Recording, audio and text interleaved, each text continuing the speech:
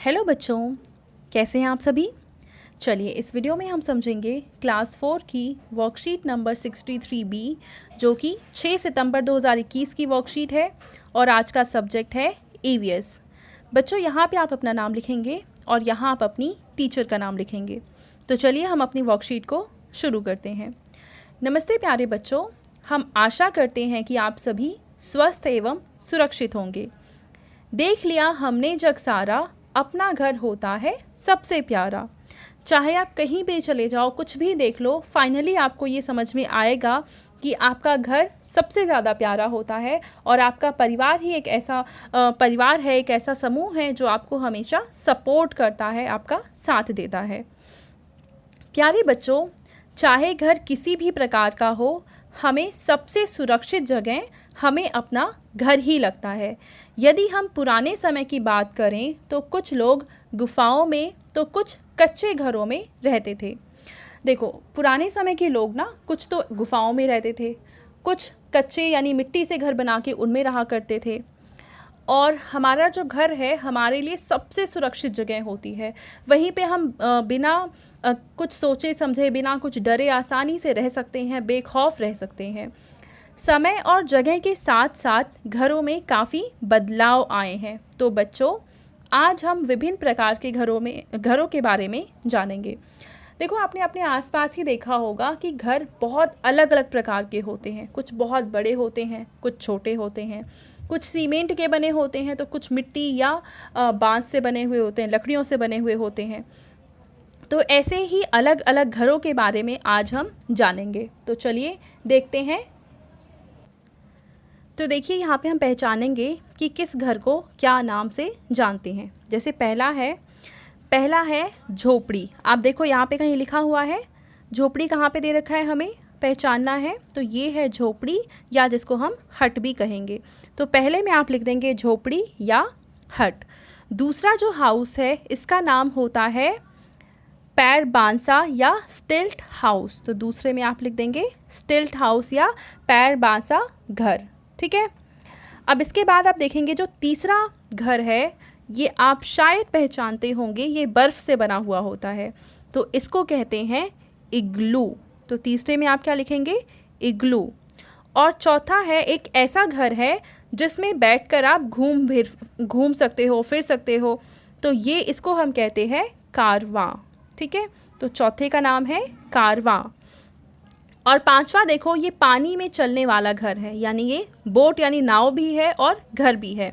तो इसलिए इसको कहा जाता है नाव घर या बोट हाउस। तो पांचवे वाले का क्या नाम हो गया, नाव घर या बोट हाउस। और चौथा है, देखो यहाँ पे कई सारे बिल्डिंग्स हैं, यानी कई सारे यहाँ पे पहली मंजिल, दूसरी मंजिल, तीसरी मंजिल, इस तरीके की कई सारी मंजिलें हैं। तो इसलिए इसका नाम दिया गया है बहुमंजिला इमारत या फिर मल्टी स्टोरी बिल्डिंग। तो छठे में आ जाएगा ये नाम। और सातवां है हमारा तंबू, या जिसको हम टेंट हाउस भी कहते हैं।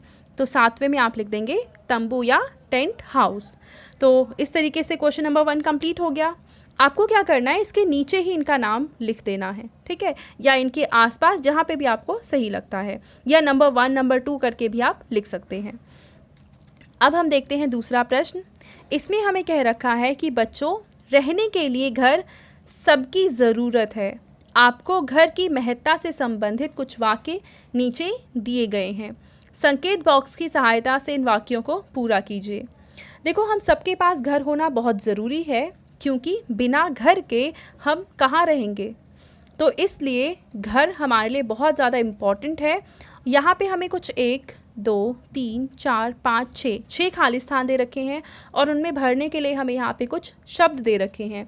तो हमें सही शब्दों को चुनकर इन जो खाली स्थान है यहाँ पे भर देना है। जैसे कि पहला वाक्य है, खाली स्थान एक ऐसा स्थान है जहाँ हम अपने परिवार के साथ रहते हैं।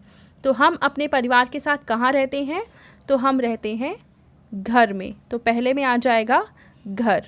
तो घर के सामने मैं लिख देती हूँ 1।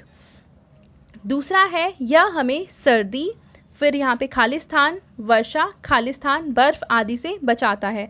तो यह हमें गर्मी और तूफान, तो दोनों आ जाएंगे दूसरे में। तो सर्दी के बाद हम यहाँ पे लिख देंगे गर्मी। ठीक है। और वर्षा के बाद हम लिख देंगे तूफान। यह हमें सर्दी, गर्मी, वर्षा, तूफान, बर्फ़ आदि से बचाता है। तो दूसरा हो गया। अब तीसरा है, हमें अपने घर को हमेशा क्या रखना चाहिए? साफ़ सुथरा रखना चाहिए।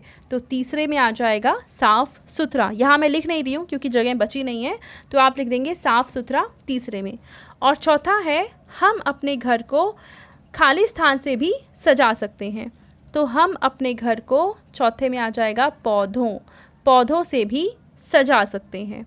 और पांचवा क्या है कि घर के सदस्यों से मिलकर खाली स्थान बनता है। तो क्या बनता है घर के सदस्यों से मिलकर? परिवार। तो पांचवे में क्या आ जाएगा? परिवार। ठीक है। अब इसके बाद तीसरे प्रश्न में आपको दे रखा है कि अपने घर का पता पिन कोड के साथ लिखिए। यानी पहले तो आपको अपना एड्रेस लिखना है और फिर उसका पिन कोड लिखना है। पिन कोड मतलब जैसे होता है ना 110006 110057, ठीक है। तो इस तरीके से कुछ ना कुछ तो आपका एड्रेस होगा, कुछ पिन कोड भी होगा, तो वो आपको यहाँ पे लिख देना है। ठीक है। ये तीसरा प्रश्न हो गया। अब एक एक्टिविटी है कि घर में उपलब्ध सामानों से, जैसे गत्ते, माचिस की तीली, झाड़ू, कागज आदि से घर का कोई भी एक मॉडल बनाएं और अपने अध्यापक या अध्यापिका के साथ साझा कीजिए। देखो, यहाँ आपने घर के बहुत सारे प्रकार देखे हैं, इसके अलावा भी घर कुछ प्रकार के होते होंगे। तो आप खाली जो यहाँ आपके घर के वेस्ट मटेरियल हैं, जैसे ये सारी चीज़ें, इनको इकट्ठा करके किसी भी तरह का एक घर बना के उसकी पिक्चर या वीडियो बना के अपने टीचर्स के साथ आप शेयर कर सकते हैं। ठीक है। आपके पेरेंट्स के लिए यहाँ पे सुझाव है कि घर की महत्ता के बारे में बच्चों के साथ चर्चा कीजिए। तो आप ज़रूर बच्चों को बताइए कि घर हम सब के लिए कितना ज़्यादा इम्पॉर्टेंट होता है और घर सभी के लिए कितना ज़्यादा ज़रूरी है। ठीक है। तो ये थी हमारी आज की ईवीएस की वर्कशीट। आई होप आपको ये वर्कशीट अच्छे से समझ में आ गई होगी। एंड अगर आपको ये वीडियो पसंद आई है तो इसको लाइक करें, अपने दोस्तों के साथ शेयर करें और इस चैनल को सब्सक्राइब कर लें। Thank you.